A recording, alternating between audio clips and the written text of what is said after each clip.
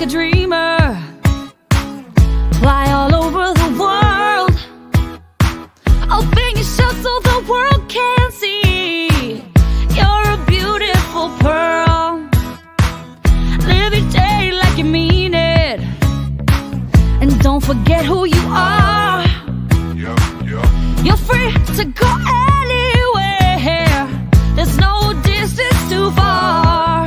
And I just can't get enough of your energy. I just can't get enough. You're the spark shining in the dark. Oh, oh, oh, oh, oh, oh, love.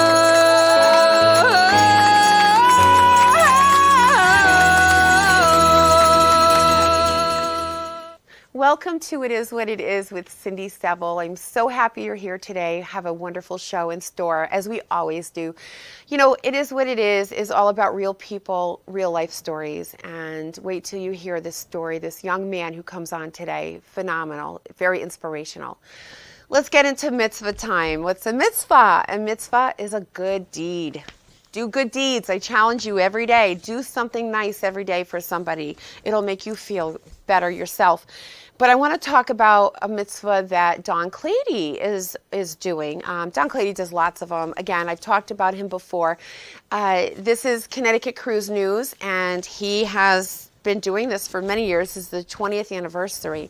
And I have page 5 in this particular edition. It Is What It Is with Cindy Seville. I have an article, a monthly article, a monthly column that I contribute to. But he is contributing and donating tons and tons of tickets that I can raffle off. And the way you win those raffles, the tickets are, I should clarify this, the tickets are for a car and bike show in Naugatuck, Connecticut in March. I think it's the 25th and 26th. Don't quote me. Sorry, Don, if I got it wrong. But it's a car and bike show, an indoor one in Naugatuck, Connecticut. People come from all over, New York, New Jersey, Massachusetts, all over Connecticut, you know, and even further. And awesome cars there, and bikes. And I'll be there. I'll be there with my books. So if you comment, like, and share, the more times you do, the more chances you have of winning free tickets, free entry tickets. So thank you, Don, for that. That was very kind of you. When we come back, you're going to meet Matt Stransky. Matt Stransky is a Hodgkin's lymphoma stage 3 survivor. He is a young man in his young 20s, and he has the absolute best attitude. And you're going to learn what Spider-Man had to do to influence his life. All right, we'll see you when we come back after this commercial break. Don't go far.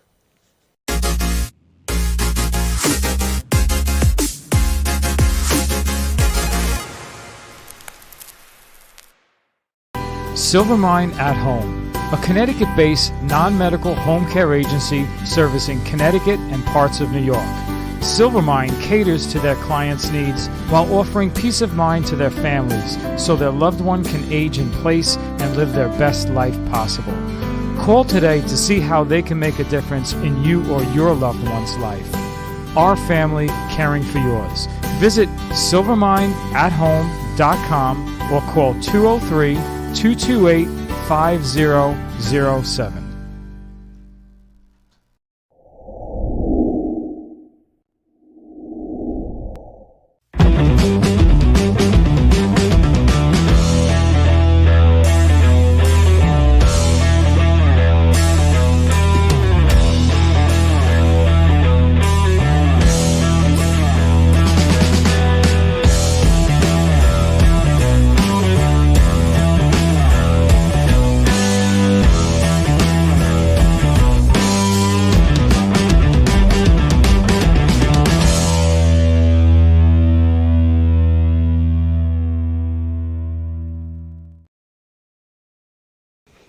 Welcome back to It Is What It Is with Cindy Seville, and we have Matt Stransky here today with us. Welcome, Matt. Hi, Cindy. It's great to be here. Thank you for having me. Well, thank you for making the trip. I know it was quite a drive for you as well. Of course. Well, same for us, 2-hour commute, and especially in the cold, but That's what heat's for, and I'm glad to be here. Glad I made it. Well, you know what I think? I think the cold kept people off the roads because the traffic was a minimum. It was a bare minimum. I had there was some heavy traffic. Yeah, I had to you keep did. moving, letting people merge in, merge out. It was typical for me, but made it in Well, one piece. I'm glad you came. I'm glad you made it. Happy Welcome. I made it too. Thank you.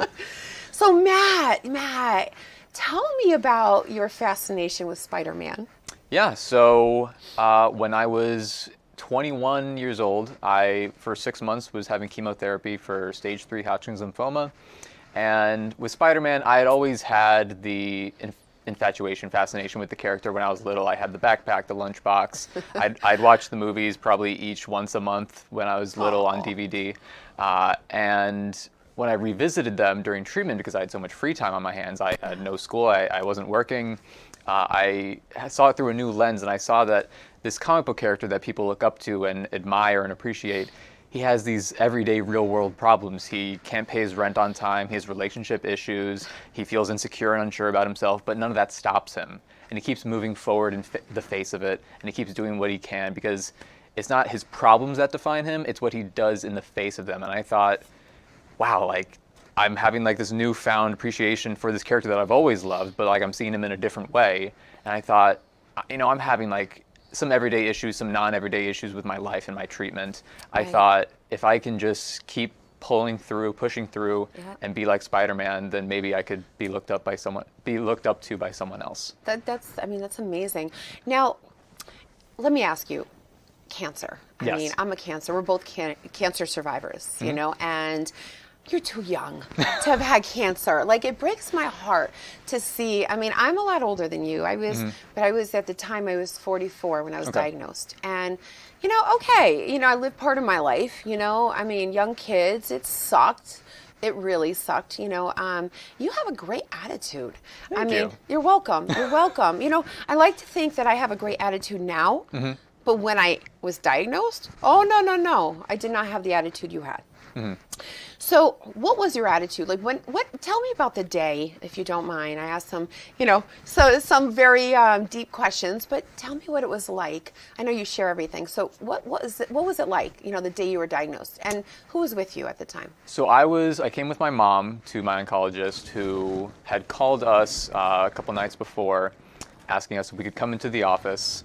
They didn't say what for, and we were smart enough not to ask what for over the phone because they didn't want to tell us over the phone. Right. So we knew that it was going to be something because I just had a biopsy, which was to determine if my lymph nodes were cancerous or not. Where was the biopsy? It was, they call it like auxiliary, something along the lines. It was in my armpit. Okay. So I had the lymph nodes. two spots in here that were noticeable and some other places, but the biopsy was in my armpit. And so my mom and I went to see my oncologist, Dr. Yusuf. Great man, love him. And where is he out of? He works in Optum in Fishkill and Okay. Poughkeepsie, Okay. upstate New York. Good to know. Yeah. And so he broke the news probably the best way that I could have expected someone to at the time, 20-year-old and his mother. I'm sure that wasn't easy for him. No. And he told us that there are two types of cancers when it comes to the lymphatic system. There's Hodgkin's lymphoma and there's non-Hodgkin's. And the difference is the behavior of the cells and how aggressive they can be. And he told me that Hodgkin's lymphoma is the better type to have. And I have a friend who is a thyroid cancer survivor. And ironically, we were told the same thing, which is if you ever have to have cancer, this is the type of cancer to have. You're 'Cause right. it's best case scenario. I've heard that too. Best Yeah. outlook. Best outcome. Yeah. Best outcome, exactly. Yeah. And so, I had used humor to get through good times and bad times, especially pre-diagnosis when I knew that there was a chance that I may have cancer. And I was luckily happy to know that the humor wasn't going to stop at that point. I knew to make jokes I knew my boundaries, what was crossing the line and what wasn't. For example, when my mom and I, after we received the news, we went to a diner across the street to have breakfast. We were just eating our meal, chatting like it was any other day. And my mom says something to me that any typical mother would say, which is like, oh, remember when we get home, you have to clean your room, do this, wash the dishes, something that I had to do. And I told her, Mom, you can't tell me what to do now. I have cancer. You have to feel sorry for me. And we both laughed. And that pretty much set the baseline for how everything else was to go. Just jokes, positivity, and optimism. No, that's incredible. I mean, I remember when I first was diagnosed, all I did was cry. Literally cried and cried and cried. I cried all weekend. I cried for weeks. And so, I mean, it's amazing that you have that you had that outlook, and it continued. You know, Yeah. you continued with that outlook. I was very fortunate, yeah. So, what were the symptoms So that led you to, to go see a doctor?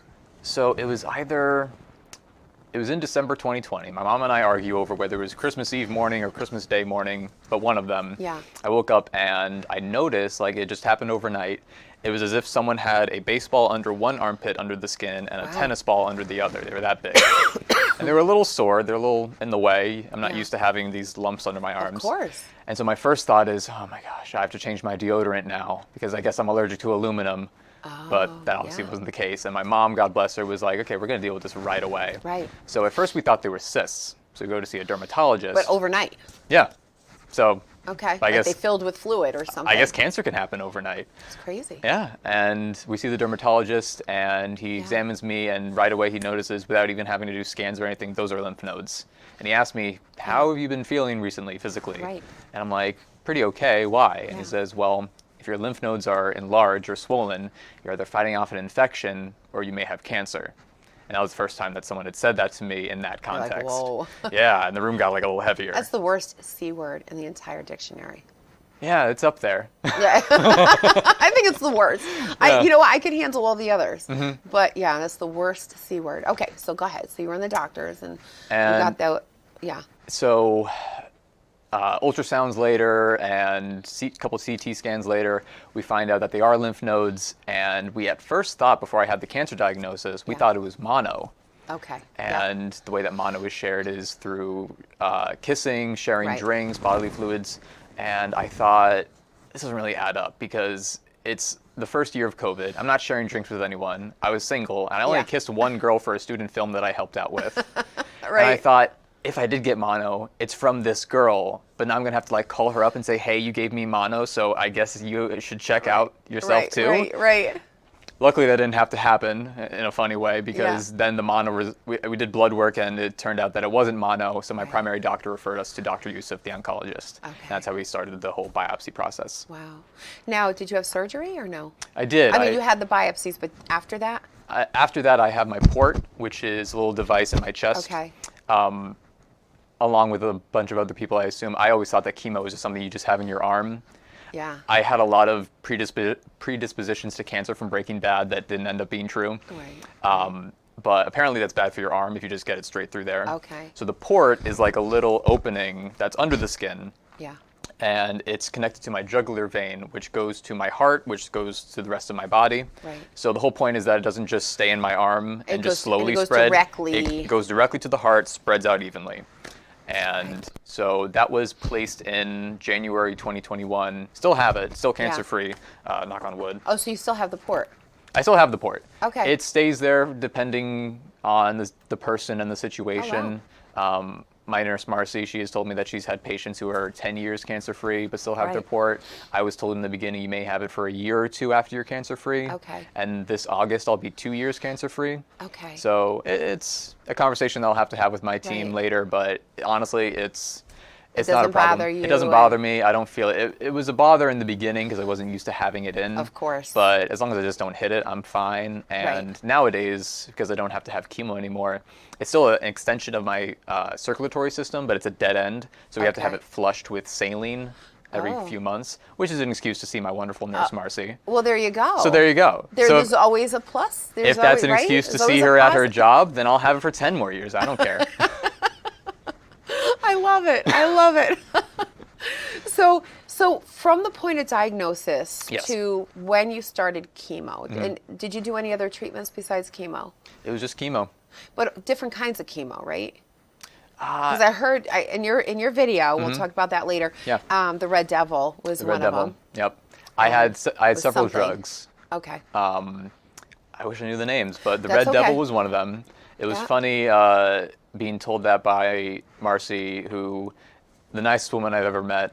And I thought I was the nicest woman you ever met. Well, we're getting there. Okay. We're new friends. We're still testing the waters. We are. We just met 20 minutes ago. I could give you maybe second, for now, second nicest woman. All right. I'm on your show after all. Well, there you go. But it was a surreal experience to be told by one of the nicest women that I know yeah, this is your chemo drug that I'm giving you. This is the Red Devil. And it's like that juxtaposition of a very nice woman telling me that I'm being given the Red Devil. But ironically, it wasn't the worst drug that was there. I would have several. They'd give me a bunch of anti-nausea medication and drugs. And it was only the last one, conveniently, it was the last one that I would have each time, dacarbazine, I think it's called, which was when I would start to get like nausea or vertigo, like where I'd turn my head and then my brain would catch up to it. And I have like a delay in like motion. Right. So I'm sorry, say it again. Hodgkin's lymphoma. Hodgkin's lymphoma, yes. And stage 3 is what you're diagnosed. Yeah. So that was pretty advanced. Stage 3 is, we're getting there. Yeah. Yeah. We thought it was stage 4 at one point because when I had a PET scan after my diagnosis, we wanted to make sure that we saw everything that was to be seen. There was something in my bone marrow, in my pelvic bone, and if it was in that area, then it would have to be stage 4. That would be considered stage 4. So my wonderful oncologist, Dr. Yusuf, he did a biopsy for me where you know how like you have like 2 nubs in your lower back from your pelvic bone? Yeah. So I had a pretty big needle in one of those nubs with a vacuum to suck out bone marrow. Ooh. I'm not a man of God, but I think I saw him in that moment as it was happening. Oh no. It was up there in terms of painful experiences, but it was necessary. I knew he was doing what he had to. You gotta do what you gotta do. You gotta do what you gotta do. It is what it is. No, it is what it fucking is. Can we say that on TV? Well, sometime, yeah. Okay. A little bit. It's your show. A little bit, You make the rules. Yes. Listen, my book is full of it. So yes. So it's just who I am. I'm known for the word. I mean, whose silhouette is on the TV right now? Well, I wish it was mine. That's not you? It's not, but it's gonna be me soon. We'll just add my face to that soon. There you go. But thank you. Thank you. What was I even talking about? Oh, yeah. So we thought it was going to be stage 4, but that biopsy came back negative. So stage 3 is... Thank God. Yes. Stage 3 is basically if it's in more than one place in your body, at least one above your diaphragm and at least one below your diaphragm. Oh, that's how they... Okay. So I had... At least that's how it is with Hodgkin's lymphoma. Okay, yeah. So... I had the 2 spots in my armpits, which would have been stage 2, but I had some in my abdomen, which we saw from the PET scan, which deemed it stage 3. So, does this run in your family? So that's the funny thing. My father is a prostate cancer survivor. His father is a bladder cancer survivor. Wow. My other grandfather, he had skin cancer. I've had multiple family members with cancer. Hodgkin's lymphoma is not genetic. It's not. So how is this, like one of my daughter's friends, a young man, also about 2021 when he was diagnosed, I think it was a year and a half ago, around not too far after you, I think. And thank God he's fine. I mean, he's cured. Wonderful. But why? He lives a healthy lifestyle, I mean, you never know. I mean, listen, why did I get cancer? It doesn't run in my family, But, why? Such young, like now you're the second young man that I've met that beat it, that had it and beat it. I don't know what stage he was at, but he went through a lot of chemo, like you, and he had a great attitude too. Great attitude. I couldn't believe. That's all you can hope for. Yeah. And his mother is a major survivor. She had a heart transplant and I mean like crazy stuff, and the things that the family has gone through, but you wonder why. So young. Any idea? Did the doctors give you any idea as to why? It could be, it could be something I was exposed to. Life is what happens to you and what you make of what happens to you. So I could come up with any reason that could comfort me. Who knows? Yeah, who knows? It could have be the been, food we eat. Could be the additives. I was eating very poorly. I was very stressed in life, and I wasn't exercising ever, which are 3 things that can affect your chances of having cancer. Yes. But then again, I could have, drank something from a plastic cup that had too much plastic in it. I don't know. I'll never know. Yeah, a Roundup or something. Yeah. I don't know. But to respond to what you were saying before about how it happened so young to me, cancer has been the biggest teacher for me. And I think that if I have learned everything that I have from cancer, thank God it happened at this early point where I can live the rest of my life now post-cancer with this new lens for life. What a beautiful attitude. Well, thank you. We're going to stop on that note with this segment. All right? Don't go anywhere. Okay, I won't. I tell everybody, don't go anywhere. Not that you can. You'll have to be kicking me out. No, you're staying on that pink sofa. We will be right back after this commercial break. Stay tuned.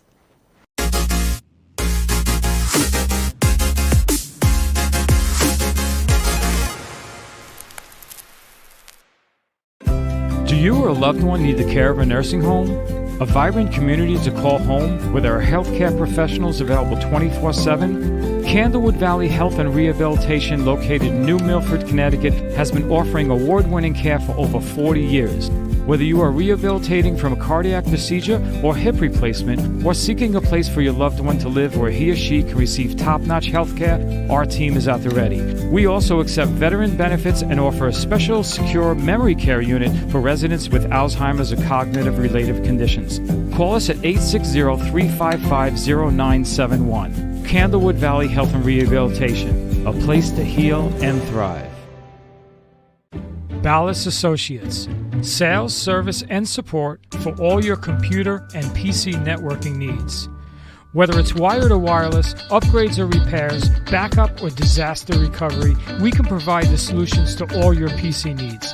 No need to get frustrated. You know a guy. Just call Ballas Associates at 203-792-2300. That's 203-792-2300. Or visit them online at ballasassociates.com. Welcome back to It Is What It Is with Cindy Saville, and we have Matt Stransky here. So Matt, how did we get in touch with each other? Who put us in touch with each other? So that would be, as you know him, Chrissy Poo. Yes. Who is a family friend of mine. I'm good friends with his son and his daughter, Teddy and Sasha. And Teddy, Sasha, and their father, Chris, and his wife, Rhonda, they came to see my movie.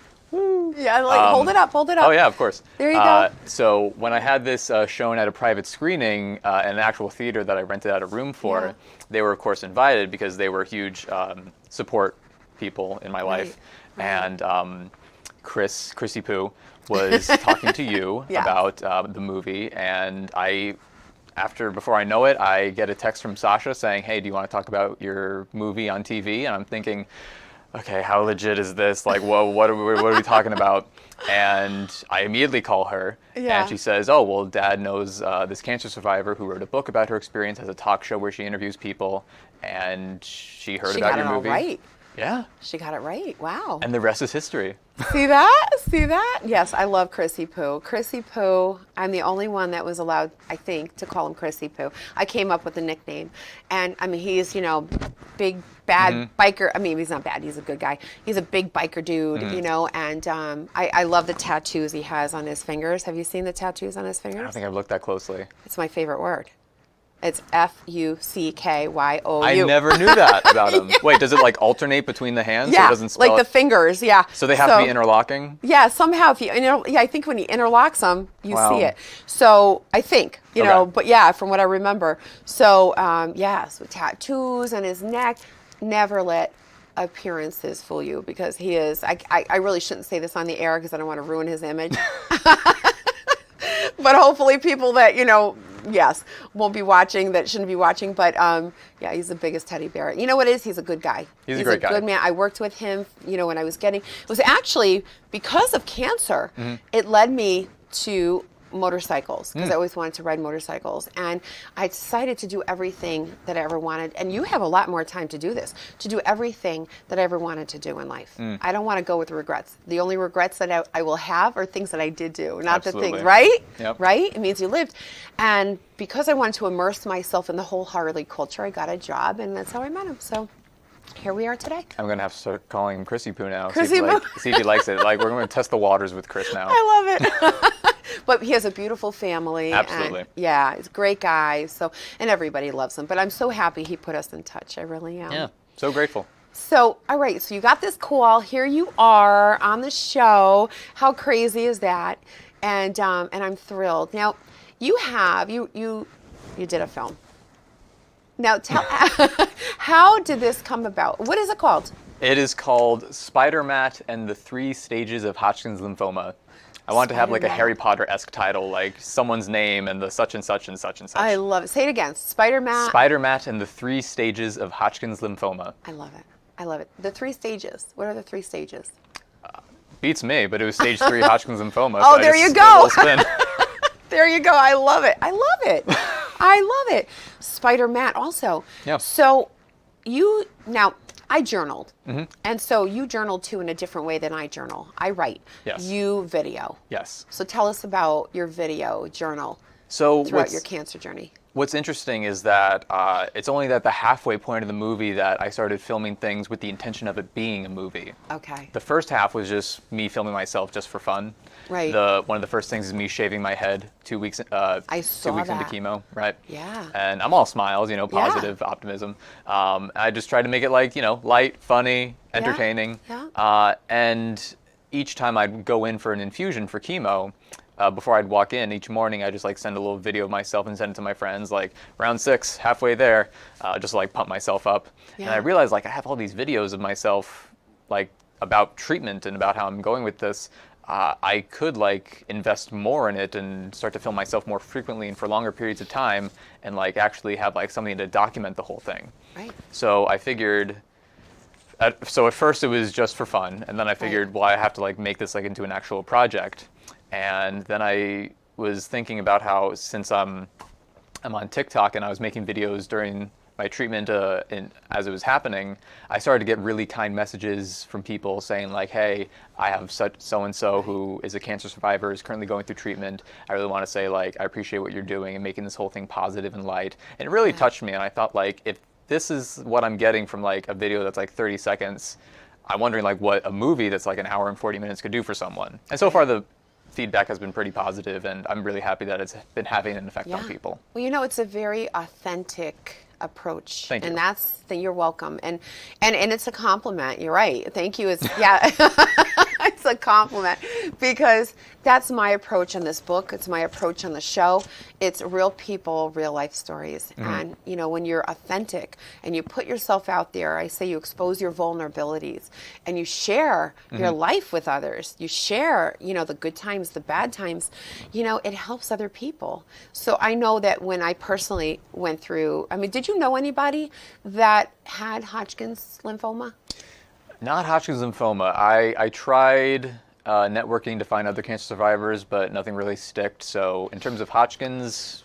But you knew nobody, right, that had it. There was Not at the nobody in time. your life. Right. No. So the same thing happened to me with breast cancer. I didn't know anybody who, I heard of people, but it's not something I didn't have anybody close to me that I could just pick up the phone and say, oh my God, like, I don't know what to do. I don't know what to expect. Where should I go? Who should I see? What procedure should I have? And so for me, I ended up going to a breast cancer support group, and only went a few times. I didn't need to go any more than that, but I went a few times. People share their stories with me, and I realized when you share your story, it helps. Like, it helped me like considerably, because I realized, wow, I'm not alone. Now, I had a double mastectomy, so in that support group, there was one man. He's in my book, and the rest were women. And he had a single mastectomy. So men do get breast cancer, which people don't realize. He turned around and we all picked up our shirts and we all showed each other all the different stages of breast cancer, like of the reconstruction. And there's that vulnerability. Exactly. And I thought, wow, because I thought, is this normal what I'm going through? And because there's a lot of different stages.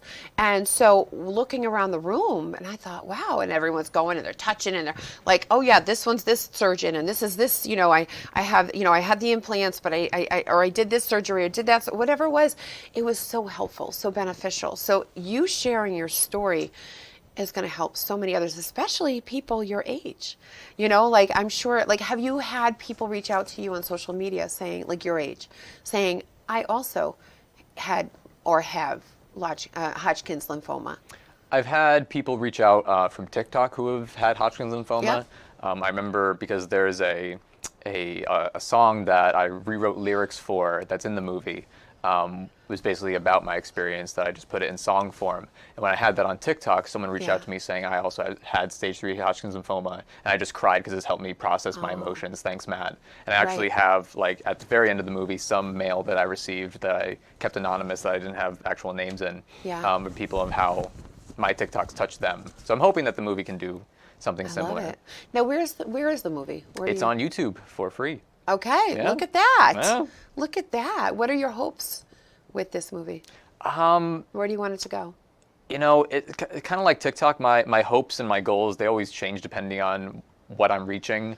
With TikTok, I hope that, I could help out one person, and then I get a comment from 5 people, and I think, well, it'd be great if I touch 10 people. So it just keeps going. But honestly, I think that it's not really about setting a goal at this point, because I think I've already made enough of a difference, more than I could ask for. Absolutely. So I'm just hoping that it has some longevity and it just keeps going. Yeah, no, it's great. So I watched a good part of it. I didn't watch all of it yet. I haven't had the time. I tried. I loved it. Like, I can't wait to watch. I'm probably gonna make a low-cal bowl of popcorn, my Weight Watchers, and watch it. I mean, what I loved is that it was real. You have just a great attitude. You have a great attitude. And, something you said in your film was, I want to show people that going through chemo is not that bad. Like, I heard the opposite. So tell us how tell us what chemo is like. What was it like for you? Because it's individual. So, everyone's experience is different. Yes. And I was very fortunate that I had a great medical team, great friends, great family. What you're referring to is one of the TikToks that I made that's in the movie, which is when it was my second infusion. I only had one infusion prior to it, and the first one was pretty underwhelming in terms of how horrifying it was. Right. I went in, I sat in a chair for a few hours, I left, I was able to drive home. Wow. And I wanted to show, this isn't that bad. It's made to be something that's so devastating, but I wanted to show that things can be scary, but they don't always have to be scary as long as you have a good attitude and you have a good support system. So I would walk in, Marcy would call me in, and I just have my comfy recliner. I had a TV that I'd never used because I just used Duolingo and brushed up on my German and Spanish. I just kept myself busy. I watched TV on my laptop. I had privacy, a whole wall between me and the next patient. I wasn't shoulder to shoulder with anyone. Yeah. And I was just relaxing up until the point where I had my last drug, which I was pretty nauseous and dizzy from. But Marcy would bring me blankets, she'd bring me apple juice, pretzels, and I really felt taken care of and I was in good hands. Yeah. And in the beginning, I would be able to drive home later towards treatment because it was a little accumulative. It would get a little more and more to handle. My mom would come pick me up, and then she'd just take me back the next day to get my car when I'd have to have my white blood cell shot to help with my numbers. Okay. Because my immune system was not good, and it was COVID, so I couldn't leave the house. Of course. Yeah. But yeah, I was really happy that video where I'm talking about how chemo was doing for me had a good response. And one comment that really touched me that I still keep with me is that one person, they said that they had someone that meant something to them that they no longer speak to, but they know that they're going through chemo, but they don't know how they're doing. But seeing me have a positive attitude really helped them feel better about the person that they used to have in their life. And that really floored me. Absolutely. No, I've seen it. Thank God I didn't need chemo or radiation or anything. I had a double mastectomy, so I'm an amputee, but I got rid of the problem, and I'm grateful because the one thing I didn't want to do was lose my hair. That was the one thing I didn't want to do. And as a woman, it's hard for anybody. Yep. I'm sure it was, and I want to ask you about that after. But I went to go visit my friend, as often as I could when she was in the hospital. I call her my breastie, and she's in my book too. Yeah, and that's how we bonded, was through breast cancer. And she was actively going through it. I was still going through reconstructive surgeries. And, she's sitting there, and, she had her daughter there all the time, and I would be there as often as I could, outside of work. And, but she had a hard time afterwards. And most people don't have the attitude you have. Most people, this sucks. The way I see it also, it's like the means to an end of this bad chapter in your life and a good chapter starting, like the means to survival, the means to, but I really admire your positivity and your family. So tell me, who do you have in your family? I have my parents, my mother and my father, and as far as my immediate family goes, I have my sister and her boyfriend. Okay, so very nice. So you're lucky you have that support. Not everybody has that support. Yep. When I asked if you had, family support, he said, of course. And I said, no, you know what? Not everybody is so lucky. And so you were and that is like half the battle right there too. When you know that people are there rooting you on, you know. Now this was during COVID, you said, right? It was. So what was it like during COVID? Because you were, you know, I mean, you couldn't interact with nobody was interacting anyway, but especially a cancer fighter, a survivor, you know, you're in fight mode at that point. You know, what was it like? So some people have told me, and I do agree with them, that having cancer happen at a convenient time in regards to global news, because no one was seeing each other, no one was going out anywhere, and I was told that I couldn't go out anywhere, so it kind of just lined up nicely. But my friends, I saw my family every day. I live with my parents. Okay. And my friends were amazing. When I told them the news, they told me like, okay, so we're gonna like have video calls like once a week. We're all gonna like watch the same show and like sync it up so that we're like watching the same thing at the same time. And they really pulled through, because even friends that like I would only see in person, they were making time to meet with me virtually, and it meant a lot. That's awesome. You know, a big question in the world is like, what's the meaning of life? Like, why are we here? And I think for me, my answer to that is people, however you want to interpret that, because what got me through my experience was people. I love it. All right, we're gonna stop it. Okay. Don't go anywhere. We'll be right back. More from that after this commercial break. Silvermine at Home, a Connecticut-based non-medical home care agency servicing Connecticut and parts of New York.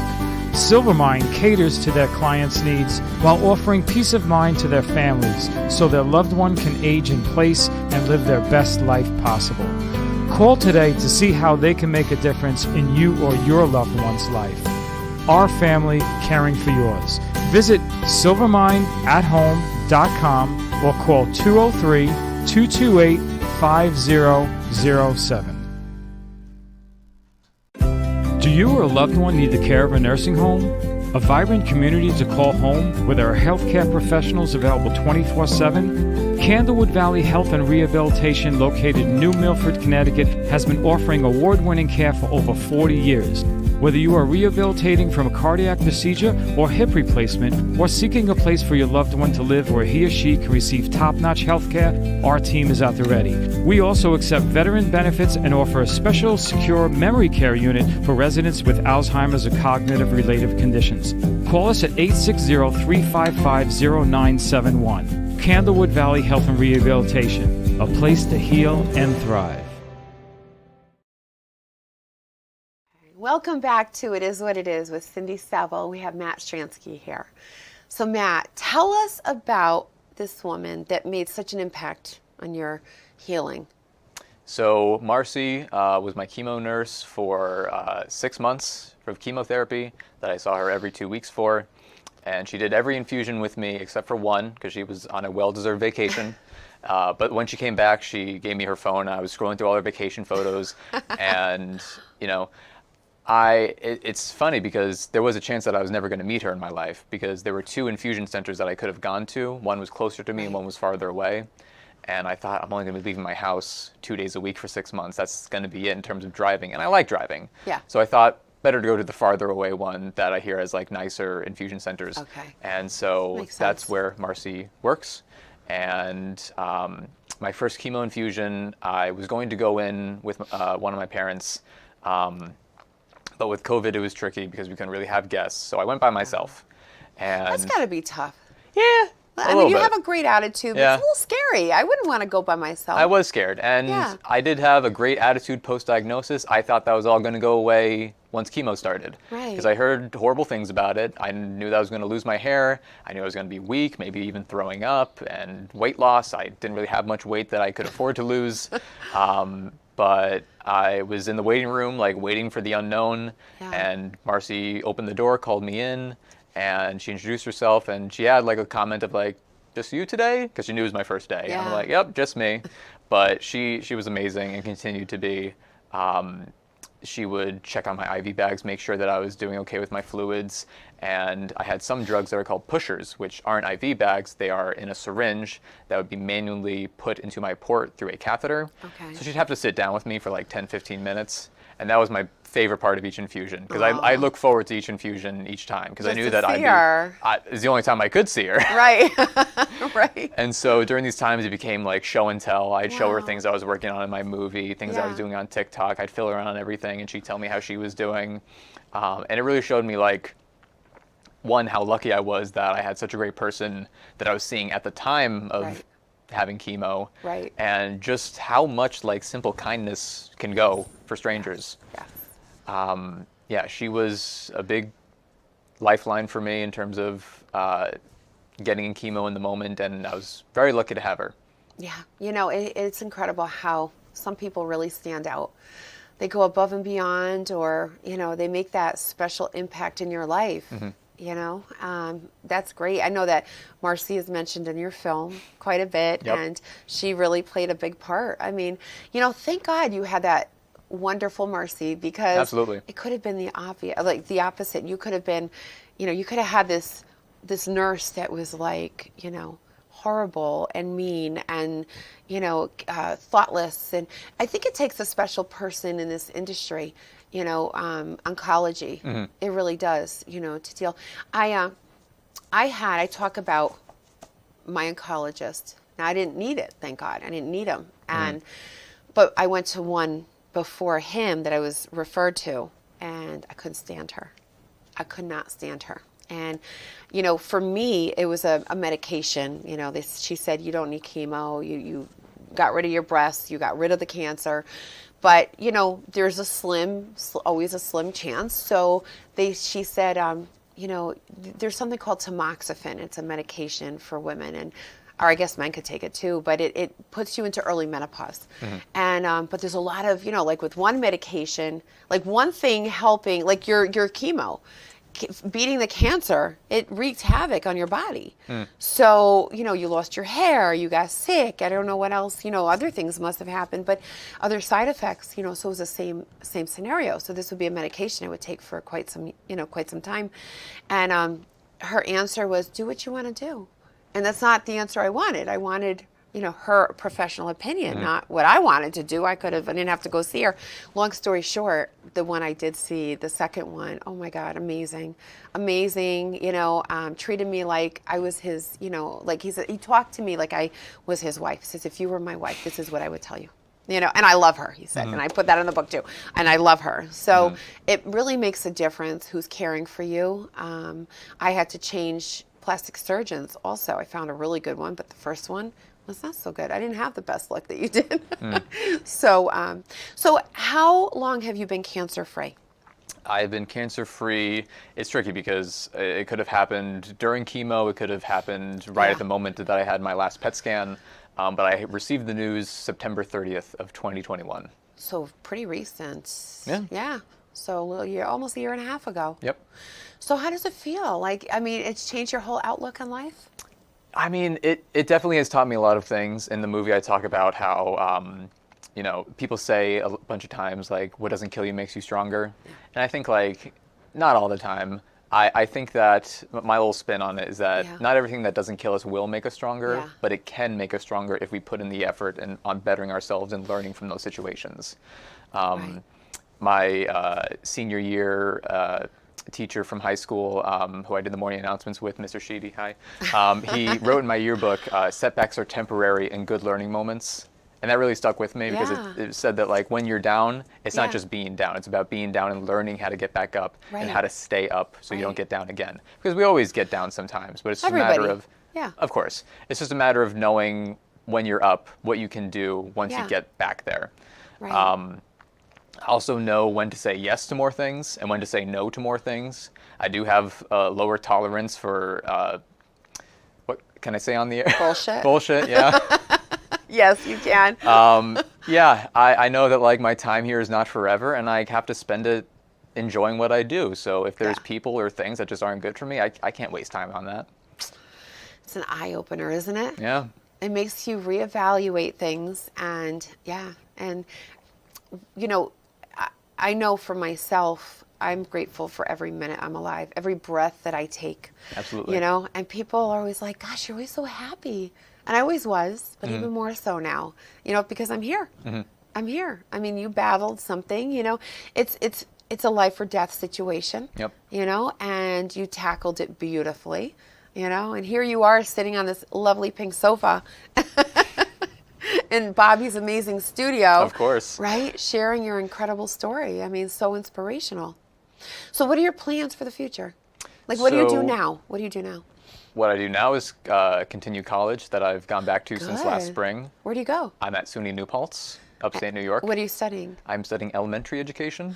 Oh, so- you'll be great. Thank you. You know, You're welcome. I had plans to, that was my major before I even had cancer, but Yeah. my journey has solidified my idea that I want to do something that matters for the next generation. Yeah. And that's basically teaching the next generation. That's awesome.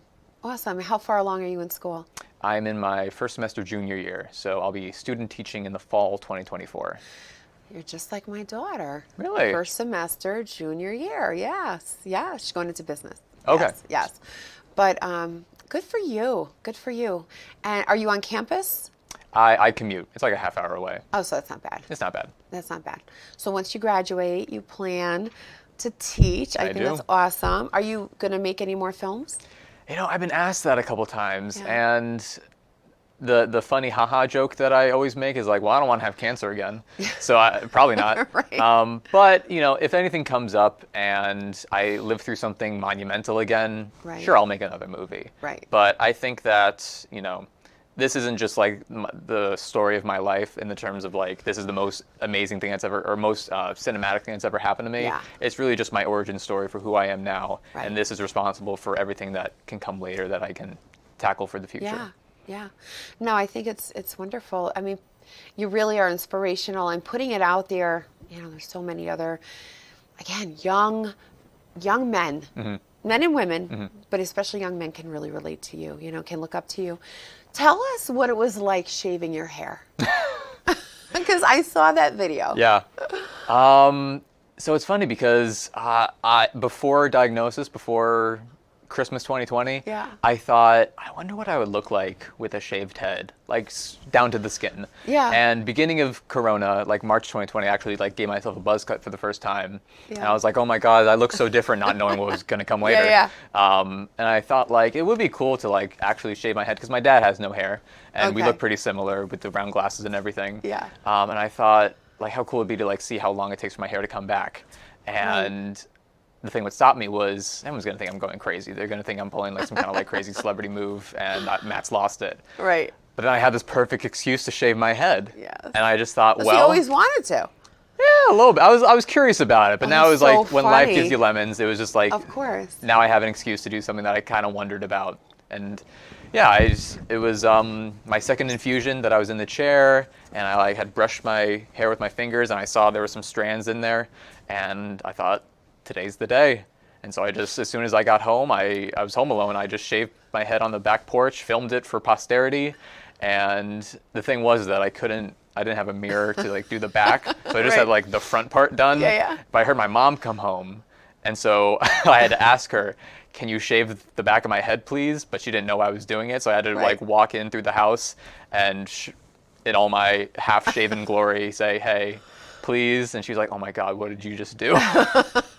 How did your mom take it? As she took, her and my dad, as they took everything with Yeah. a laugh of Wow. exhaustion and humor, they were troopers. I'm amazed. Yeah. I think like I'm getting teary-eyed just thinking about it because yeah, that's powerful. You know, that moment, actually I was just talking to Bobby, the producer, before you showed up, there's a video out there where a barber or a hairstylist you saw it? I think I did. Is shaving his client's hair and then he shaves his. Oh my God, so powerful. I burst into tears, you know, so, but wow, I mean, your parents, I commend your parents. Yeah. Yeah. Yeah, we had an understanding that, see, my dad, he's a cancer survivor, so he knows what it's like in some Yeah. ways, but he never had to do chemo. So they both Right. knew that they were never going to know what chemo was like, and I was never going to know, hopefully, what it's like to have a child with cancer. Right. So we respected that, and we were a team. Phenomenal. Phenomenal. What would be some advice you could give, you know, to somebody who is facing a cancer diagnosis? So I think that I mean, there's so many, but if I have to like condense it to one, it's that keep the ones that you love close to you. If you need help, ask for help. If you're feeling anything that's stuck inside, let it out in front of someone who cares. Yeah. And if there's someone that, I had a situation with my best friend Savannah where our friendship was kind of eroding because of coronavirus and we couldn't see each other. So Yeah. there was no bad blood, Right. but after I had my diagnosis, I thought I have to patch things up. Right. And so I reached out to her and we became best friends back immediately, and I regret no part of it. I'm so happy that I did. Yeah. And she made the case for me. It was so nice of her. Oh, very nice. Yes. And yeah, so really just people. People are the most important Yeah. things to us. Yeah. I like what you said, ask for help. Because most of us, I don't ask for help. Most of us are very proud. Yep. And that was one thing I learned, I still didn't ask for help, but people offered it. And some people didn't take no for an answer because they saw what I was going through. And, you feel loved. You feel, I had a food chain. Like, I had so much food in my house, I can't even begin to tell. My kids like, Mommy, like, it doesn't even fit in the fridge. I mean, there was so much. People were coming morning, afternoon, and evening with meals. I mean, these are neighbors, these are friends, these are people in the community that just felt bad because, my kids were in school. So it was not just for me, it was for my children too. But I realized somebody came and fixed my door so I could open it because it was from the settling. I couldn't open the front door. Somebody came and no, nobody cut my grass. That I wish they did. But it's the help that's, I tell people that too. My advice, ask for help. Don't be bashful. Don't be proud. There's a time when you really need to ask for help. And when you need it, you ask for it, But great advice, great advice. So let me ask you, tell people, if you like, how they can find you on social media. So I am on TikTok on oh God, I wish I remember, the amazing Spidermat, I'm pretty sure. Actually, yes, I am sure. So all lowercase, the amazing Spidermat on TikTok. And the one video on YouTube that I have for the movie, under my YouTube channel, The Amazing Spidermat, I have Spidermat in 3 stages of Hodgkin's lymphoma, ready for viewing. I love it. I love it. Well, thank you. Thank you. Thank you for making the trip. Thank you, Chrissy Poo. Thank you, because I really appreciate you connecting us. I mean, really, you have a very inspirational story, and having somebody of your age sharing that story and sharing the wisdom. You're very wise, Thank you. You're like an old soul. You're very... I've been told that. Yes, you're very, very wise for your years. My good friend Maggie Rothwell always tells me I'm such an old soul because I'm a part of her open mic group, and I only play like songs from the 20th century, and she always tells me, Matt, you're such an old soul, so she'll be happy to hear that you said that. See that? Yeah, no, you are. You are. From the minute we started speaking, and when I saw your attitude, your approach towards cancer, and meeting you in person. I mean, you really, definitely an old soul with a fabulous spirit, and you're going to go far. Thank you. You're going to go far, and inspire people along the way. And it means so much to have you, of course, say all these things with the insight of having survived cancer, and it really shows that, like, you know what you're talking about. I do. You do. Well. No, no, I want to, my sense of humor by now. But, no, thank you for that. It means a lot. I am humble, believe it or not. No, but thank you so much. Thank you, Cindy. It's listen, sharing is caring. I always say that, right? And I'm going to share my book with you later. I'm going to give it to you. Can't wait to read it. Take it home, as long as you guys don't mind some bad words. Oh no, I have my fair share. Okay, good. Good. There's a little warning label on the back, so. All right. Thank you so much, Matt, for being on the show. I appreciate it. We will be right back with my final thoughts. Don't go far.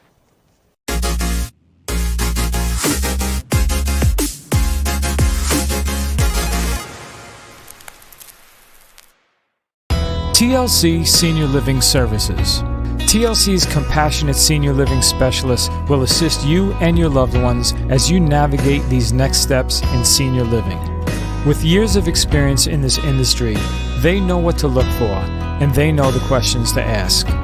TLC Senior Living Services will help find the most suitable living situation, will help find additional financial resources, and assist with the entire process. Cindy Seville, owner and founder, treats her clients with TLC. Yes, tender love and care. After working for various assisted living communities, Cindy decided to offer her wealth of knowledge to all seniors and their families. Cindy takes her time with you. She listens to you. She helps take the confusion out of your search and treats each and every client like family. Make TLC Senior Living Services your first call. Find out more at tlcseniorlivingservices.com.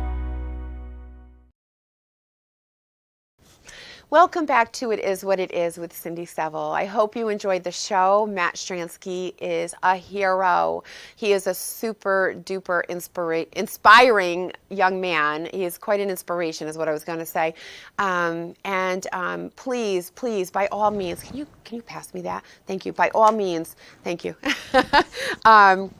Check out his video on YouTube, okay? Spider Matt and the 3 stages of Hodgkin's lymphoma. It's a wonderful, wonderful video. I'm going to put a big plug out for him. He's a great, great young man and has the best attitude in life. Listen, no matter what you have to deal with, we all have hurdles in life. It's just a hurdle. You'll get through it. It's all about attitude and the support around you. So keep a good attitude. Go check out his video. Share it. Make sure you comment, like, and share. You want to win tickets to this car and bike show. It's the only way you're going to win them. I got lots to hand out. And we'll see you next time. Thanks for tuning in. Have a great night. Live your life like a dreamer. Fly all over the world. Open yourself so the world can see. You're a beautiful pearl. Live your day like you mean it. And don't forget who you are. You're free to go